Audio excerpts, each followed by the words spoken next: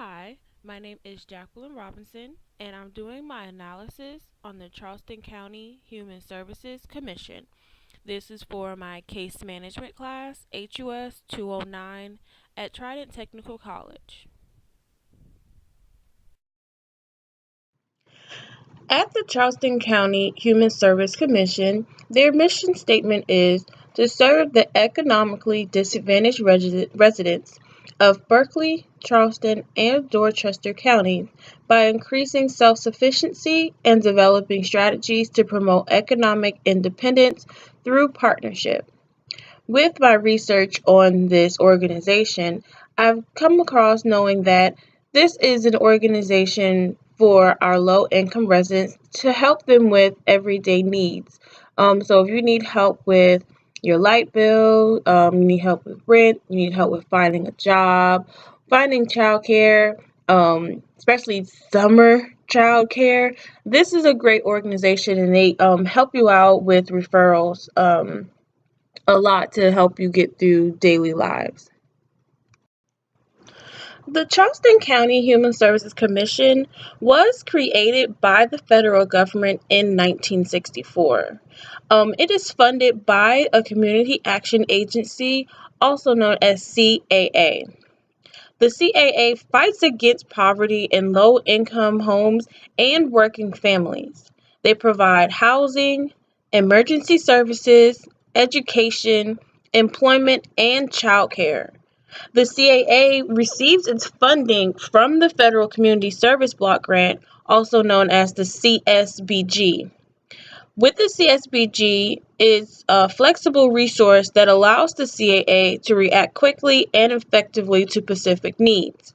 So the funding that the CSBG grants the CAA goes towards helping out the residents. So residents that come in and they need help with food vouchers, they need help with finding housing. They're granted a certain amount of funds to help out our residents in each county.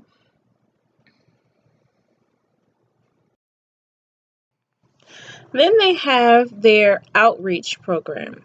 This division of the agency provides emergency assistance to low income Berkeley, Charleston, and Dorchester County residents meeting the program guidelines.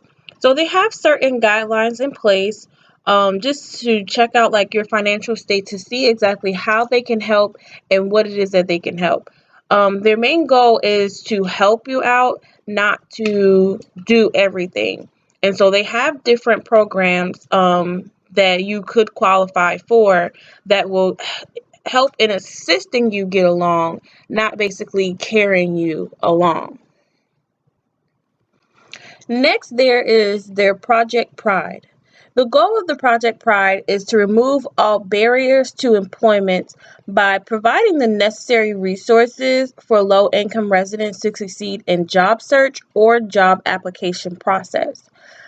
Basically, what they do here is like they help with you finding a job. Say you're having a hard time finding jobs that are hiring, they assist you with finding jobs. They help with your resume, and they also help with the job application.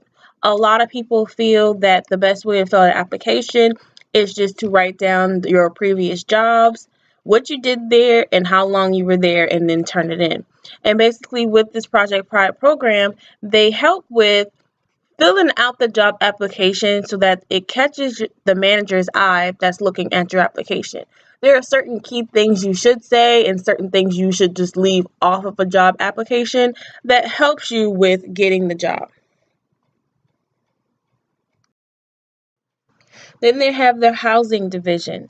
The housing provides assistance to homeless families with permanent housing called the New Promise Program, designed for chronically homeless individuals.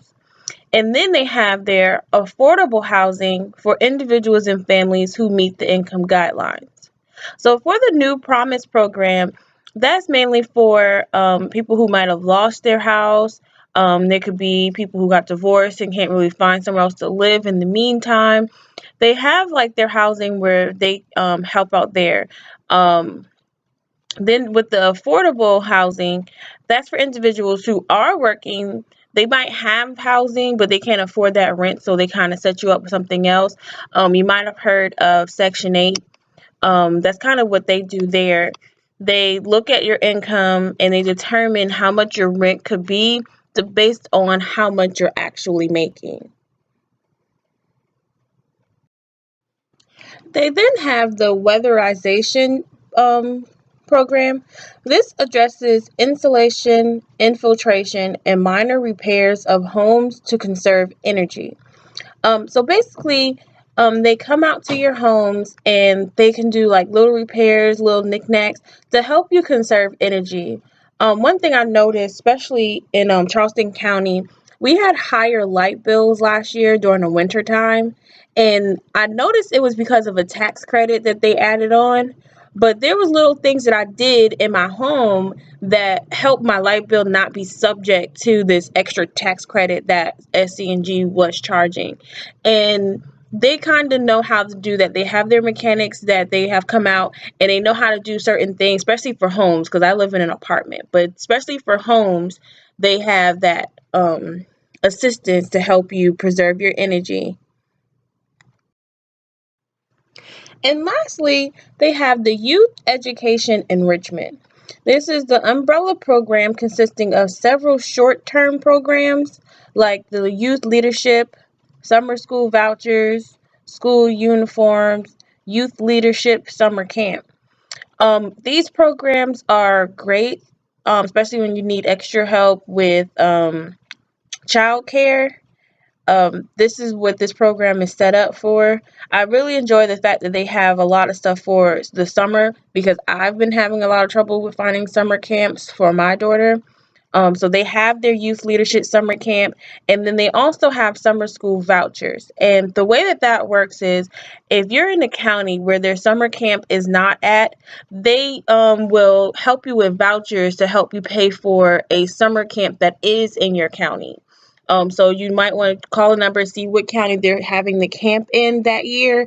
And if it's not your county, they do provide assistance if you meet the guidelines in order for you to help pay for summer camps. Here I've listed all of the contact information for their different centers and their different counties. The top one is where you can make an appointment or to call them. They have their main office, which is in King Street. The Berkeley County office is on South Highway 52. The Dorchester County is in Somerville. And then we have the St. George office, which is in St. George. You can use these contacts whether you want to try to get assistance or maybe even try your internship at any of these places. These are their phone numbers and their business hours.